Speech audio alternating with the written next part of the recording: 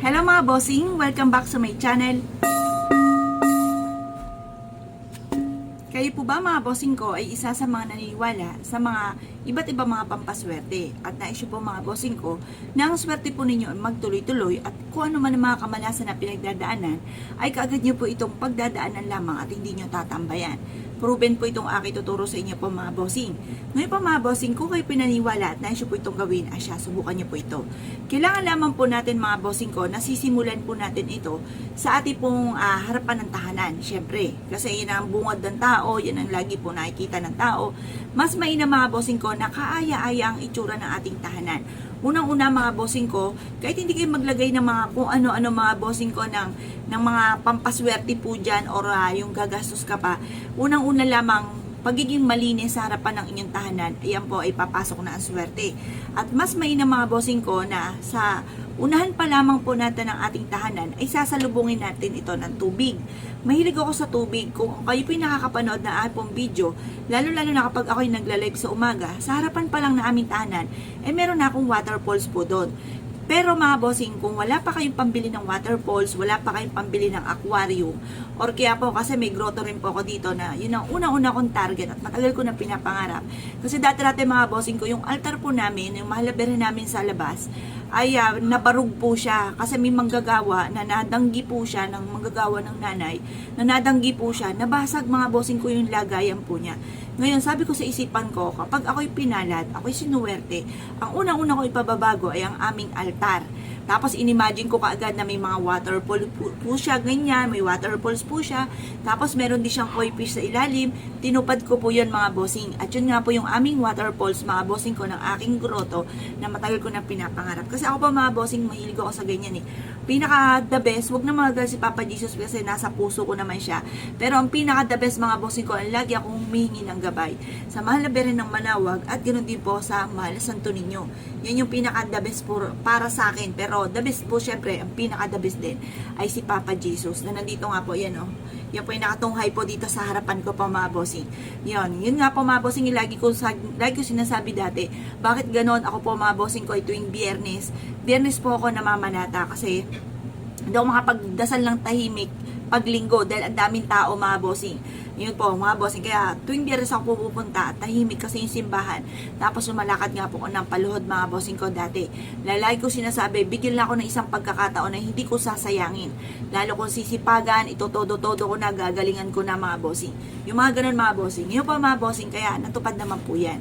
Basta pagdating sa usapin na harapan na ating tahanan, pinaka the best, meron pong tubig po dyan. Tapos, or kaya kung wala kang tubig na maging waterfalls or kaya po ay aquarium, mainam na maglaan ka ng isang basong tubig. The best po ang tubig mga bossing. Kasi ang tubig, humihigo po ito ng negatibong enerhiya at nagbibigay po ito ng swerte, lalo na tungkol sa usapin ng pera. Yan, di sa harapan nating tahanan, kailangan lagi siyang malinis. Kung may kakayahan tayo na maglagay ng silver, pero halimbawa ngayon, wala kang pampabili ng silver, pinakita ko sa inyong bilog mga bossing, pataboy po yan ng kamalasan. Ngayon, kung wala ka pang ganyan, maglaan ka ng 3 piso na silver po yung 3 ito mga bossing. At itusok nyo po ito sa harapan ng inyo pong tahanan, sa harapan sa may garden, doon nyo po siya itusok. Mas mainam pa mga bossing ko, yung pagkakatusok ninyo ay may pahiga siyang ganyan para kitang-kita. Panawagan po yan sa swerte at pantaboy ng kamalasan. Yung kita yung pinaka silver po niya. At ganoon din po sabi nga po nila, ang mga silver ay takot dyan mga bossing ko, ang mga gumagamit ng kaliwa. Yung mga may alam sa kaliwa mga bossing. Kapag nakita nila yan, parang nasisilam daw po yan. Yan. Meron kasi ako kakilalang ganyan, ganun po mga bossing. May pa mga bossing, nasisilam po siya. Kaya mas mainam, gagamitan natin ng silver para maitaboy ang mga kamalasan or kung may mga naiinggit sa inyo ay hindi tatalab kapag naggamitan kayo ng kaliwa. Ganoon din po mga bossing ko, di pumasok na po tayo sa loob ng ating tahanan. Pagdating sa salas, kailangan pagbukas ng ating pong main door, kumbaga, pag binuksan nyo siyang ganyan, walang mga sagabal ba, mga bossing? Yung bang madali mong mabubuksan ang inyo pong main door at hindi po maraming mga sagabal na hirap ka mabuksan ang main door. Isang malaking malas po yan kapag ganyan na sitwasyon. Kaya alisin yung mga harang sa inyo pong main door, kailangan maalwan siya na mabubuksan. At pagbukas ng ganyan, kailangan sa inyo pong salas ay napakalinis mga bossing. Or kaya ang bubungad sa inyo ay mga swerte. Huwag yung mga sumisimbolo ng kalungkutan. Kung halimbawa may mga basag-basag sa inyo na mga figurin, itapon nyo po yan, huwag kayong manghinayang dahil maaaring yan pa ang makakahatak ng kamalasan. Kaya kailangan po mga bossing ko, buo yung inyo po mga pampaswerte, buo ang mga salamin, buo ang mga bagay na ginagamit mga bossing. Kapag yan ay may crack, may mga bingot, itapon nyo na. Meron ko kakilala mga bossing, Diyos ko, napakakuripot mga bossing ko. Pero kuripot po siya, pero siya ay laging, kumbaga kuripot siya sa pamilya, kuripot siya sa mga pan-display, hindi siya nabili mga bossing. Pero kahit may basag na po yung ginagamit niyang mag mga bossing ko, yun ang lagi niyang ginagamit. Ayaw, may nakapagsabi sa kanya, ay mala siya, ginagamit mo pa yan, may crack na. Ngayon po, kuripot nga siya sa pagdating sa ganon mga bossing. At ang dami rin pong pagsubok sa kanila dumating. Kumbaga, kuripot siya doon, pero pagdating sa mga, halimbawa, magpapamember sa ganyan, magaganto ng halimbawa, mag-ano sa pera sa ibang tao, yung mga ganun mga bossing, mabilis siya naglalaglag. Kaya doon na pupunta lahat ang kanyang kaperahan mga bossing. At lagi siya may problema tungkol sa usapin ng pera, ng malaking ekis naman mga bossing ko kapag ganyan na sitwasyon. Kaya kapag nakakita ka na may mga bingot, huwag mo nang pagsayangan yan dahil lumalapit ka sa negatibo, sa kamalasan. Ipagtatapon po yan mga bossing. Ganoon din pa mga bossing, meron din ako kakilala, yung meron siyang bisita na nabasag yung kanyang base. Yung base niya, mahal pa naman ang pagkakabili niya doon. Talaga naman siya ay ingat na ingat po doon. Kaya lang nabingot, nagkakrak mga bossing. Ayaw po niya po itong itapon kasi nanghihinayang po siya mga bossing dahil mahal daw po ang pagkakabili niya. Tunay naman nakakahinayang mga bossing at nakakainis bakit nabasag, di ba mga bossing? Hindi po mga bossing, ang dami mga pagsubok na dumating, nagkaroon ng karamdaman, away-away ang pamilya, ang dami mga pagsubok, hanggang sa dumating yung punto na talagang pikit mata ay talagang ipinatapon niya na po ito ng may dumating na basurero. At yun nga po mga bossing ko ay unti-unting lumilevel up muli ang kanila pong kabuhayan mga bossing. Ngayon po mga bossing kasi malas po yan yung mga may crack-crack na yan. Pikit mata kung masama sa kalooban po ninyo, itapon nyo po yan, huwag nyo na panghinayangan dahil marami pang swerting darating, hindi lang po yan. Baka yung base mo ay ganyan, gagano naman ang susunod na magiging base po ninyo mga bossing, yung malaki na siya mga bossing.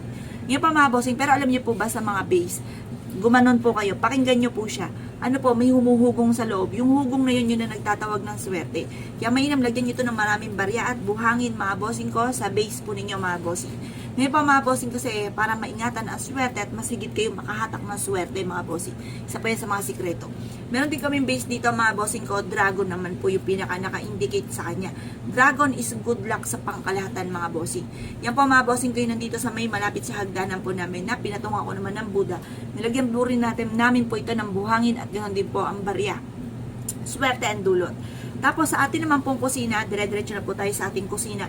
Kailangan ng ating lutuan ay laging malinis. Kung yan po ay naglalatitik ang mga mantika, ang dumi-dumi ng inyo pong kusina, ang inyo pong kalan ay napakadumi. Nako, maaaring yan po nagiging sign kung bakit laging wala kang maluto, kung bakit lagi maraming problema. Laging walang maluto, walang pagkain, wala rin pera. Yon, maraming problema darating. Kaya kailangan laging malinis po yan. At mas mainam ang ating pong kalan ay hindi lang isa ang kalan. Mas mainam, 4 pa po siya or higit pa na madami. Tapos sinyalis daw po yun na marami kang lulutuin mga bossing. Basta lagi i-maintain ang kalinisan. Ganoon din pa mga bossing, maglagay ka ng tunay na halaman, lalo na ang basil plant mga bossing ko sa inyong kusina. Mag-try po kayo na maglagay po dyan para masigit po kayo na maka-attract ng swerte. Ganoon din po pinaka-the best sa inyong pong kusina, maglagay ka ng 3 wise men na mag-a-attract sa pangkalahatan swerte ng buong pamilya mga bossing.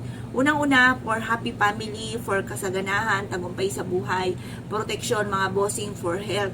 Nandiyan na lahat po yan mga bossing. Pero ang 3 wise men mga bossing ko ay sa may kusina lang natin dapat ilagay para masigit na maswerte mga bossing. Kasi iba-iba po yan mga bossing ko eh. Kailangan, kung gusto nyo pa mga bossing, naniniwala po kayo mga bossing ko sa mga punsoy at naniniwala po kayo sa akin mga bossing.